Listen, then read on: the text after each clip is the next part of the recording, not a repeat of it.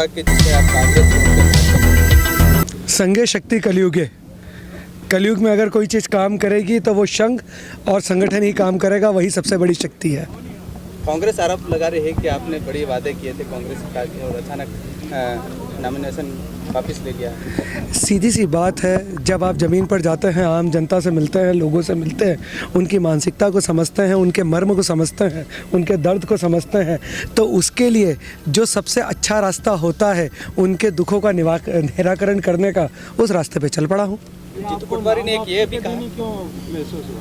नाम वापसी की बात नहीं है, मेरा टिकट तो 1 महीने पहले ही हो गया था, लेकिन जब मैं लगातार संघर्षरत था और मैं चाह रहा था कि किस तरह से काम करूं, क्योंकि जो चुनाव होता है, ये चुनाव एक आदमी का चुनाव नहीं होता है, ये पूरे संघ का चुनाव होता है, पूरे संगठन का चुनाव होता है और आम जनता के लिए होता है। और उसी के देखते हुए और जो गतिविधियाँ चल रही थी, तो मुझे यह निर्णय लेना पड़ा। इतने वर्षों तक संघ को गरियाने के बाद एक दिन में आपको ब्रह्मज्ञान कैसे हो गया कि संघ शक्ति कलयुग? संघ शक्ति कलयुग है इसलिए क्योंकि जो आपको दिखता है, जब आप चुनाव लड़ना चाहते हैं, जब आप विधानसभा का चुनाव लड़ते हैं तो विधानसभा आपके पूरे हाथ में होती है, लेकिन जब आप लोकसभा लड़ते हैं, 8 विधानसभा के बराबर एक लोकसभा होती है और लगभग 2500 से 2600 बूथ उसके अंदर होते हैं, लेकिन उन बूथों तक आपकी विचार पहुंचना, आपकी बातें पहुंचना, आपका काम कराना और उन लोगों तक मैसेज कन्वे करना, ये काम पूरा जो करती है वो टीम करती है और संगठन करता है, और वो संगठन अगर काम करेगा तो ही आपकी चीज़ें पहुँच पाएगी। जीतू पटवारी ने कहा है कि आपके पास पुराने प्रकरण हैं, उसको उजागर कर दिया है, तो कहीं कहीं डर की वजह से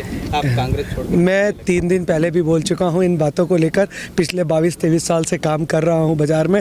इन 22-23 साल में सिर्फ एक प्रकरण मेरे ऊपर चल रहा है, जो कि मैंने अपने नामांकन में भी डाला है और वो बड़ा विदित है, और किस आदमी ने लगाया है ये भी विदित है। रही बात 307 की, तो 307 का जो कोर्ट में केस चल रहा है, उन्होंने ये कहा है कि प्रथम दृष्टिया, it means the prima facie, 307 पे विवेचना होनी चाहिए। अब वो विवेचना कब होगी? वो 10 मई को होगी वो विवेचना। उसके बाद हमारा जो एडवोकेट होगा वो अपने तर्क रखेगा, उनके जो एडवोकेट होगा वो तर्क रखेगा, उसके बाद डिसाइड होगा कि 307 लगेगी या नहीं लगेगी। अभी सिर्फ बात इतनी हुई है कि इस पर विवेचना होनी चाहिए।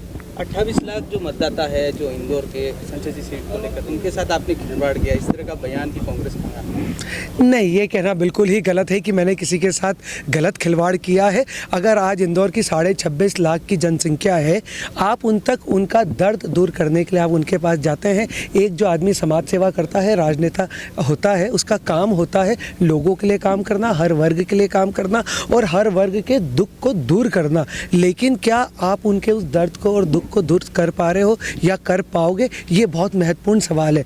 दूसरा, आज देश किस दिशा में जा रहा है? आज जो ये देश है कर्मवीर हो रहा है। कर्मवीर होना बहुत अच्छी बात है, काम करना बहुत ज़रूरी बात है, पर जो हमारी भारत की ज़मीन है, ये संस्कारों का देश है, ये संस्कृति का देश है। यहाँ पे आदमी के अंदर धर्म का पैमाना होना बहुत ज़रूरी है अगर आपको सही काम करना है। और ये धर्म का पैमाना आज कहाँ से बह रहा है, ये पूरे 140 करोड़ लोग जानते हैं। जब आप मंच से कहते थे कि सब धर्म का सम्मान करना चाहिए, लेकिन आज अचानक हिंदूवाद की बात कर रहे हैं, ऐसा मैंने, शायद आपने मेरी चीज़ को गलत लिया।